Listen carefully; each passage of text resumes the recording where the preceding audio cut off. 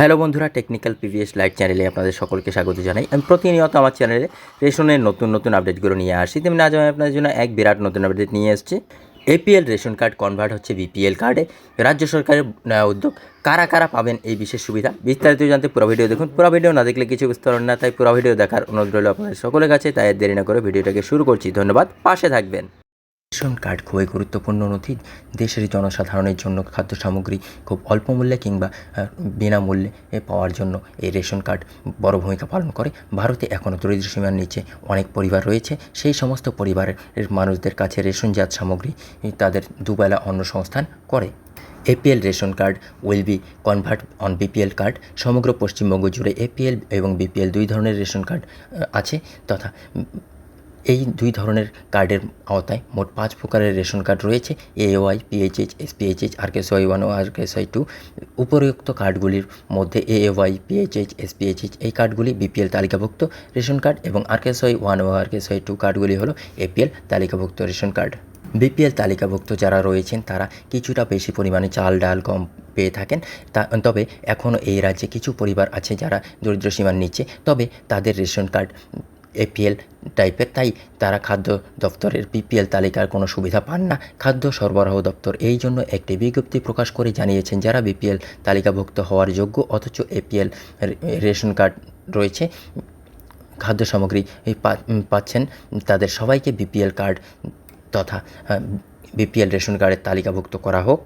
কী পদক্ষেপ গ্রহণ করা হয়েছে? খাদ্য দপ্তরের তরফে প্রকাশিত তথ্য অনুসারে জানা গিয়েছে যে খুব দ্রুত এই কাজ সম্পূর্ণ করা হবে। দরিদ্র সীমার নিচে যারা রয়েছেন তাদের এপিএল কার্ড থাকে, সেগুলোকে বাতিল করে বিপিএল তালিকায় অন্তর্ভুক্ত করা হবে, যাতে তারা ন্যায্য সুবিধা গ্রহণ করতে পারে। সমগ্র রাজ্যবাসী বিপিএল তালিকাভুক্ত দরিদ্র পরিবারগুলির আগামী দিনে খাদ্য দপ্তরের নিজ উদ্যোগে বিপিএল তালিকাভুক্ত রেশন কার্ড প্রদান করা হবে। এই কর্মসূচি কিছুদিনের মধ্যেই শুরু করা হবে। খাদ্য দপ্তর থেকে পাওয়া তথ্য অনুযায়ী জানা যাচ্ছে, এই কর্মসূচি শুরু করার কারণ হলো রাজ্যে জাতীয় প্রকল্পের রেশন গ্রাহকের সংখ্যা যতটা থাকার কথা তার তুলনায় যথেষ্ট কম রয়েছে বর্তমানে। অর্থাৎ বিপিএল রেশন কার্ড এর তালিকায় যত সংখ্যক পরিবার অন্তর্ভুক্ত থাকার তার চেয়ে কম আছে।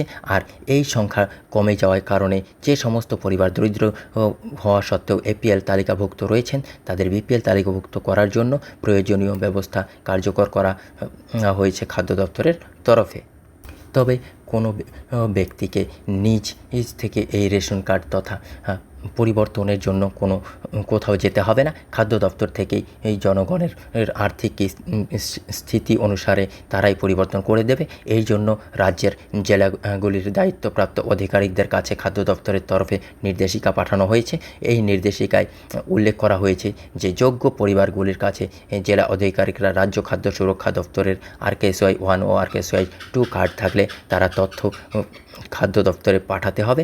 পরবর্তীতে এই সমস্ত জেলা আধিকারিকের কাছ থেকে প্রাপ্ত তথ্য অনুসারে রাজ্যের নাগরিকদের নাম বিপিএল অন্তর্ভুক্ত করা হবে।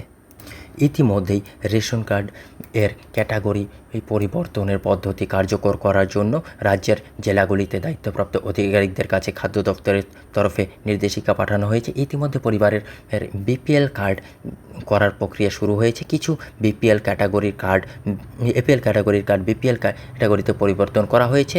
আগামী দিনে এই কাজ আরও দ্রুত সম্পূর্ণ করা হবে, যাতে কোনো বিপিএল সুবিধাভোগীর এপিএল কার্ড ব্যবহার না করতে হয়, সেই দিকে লক্ষ্য রাখা হবে।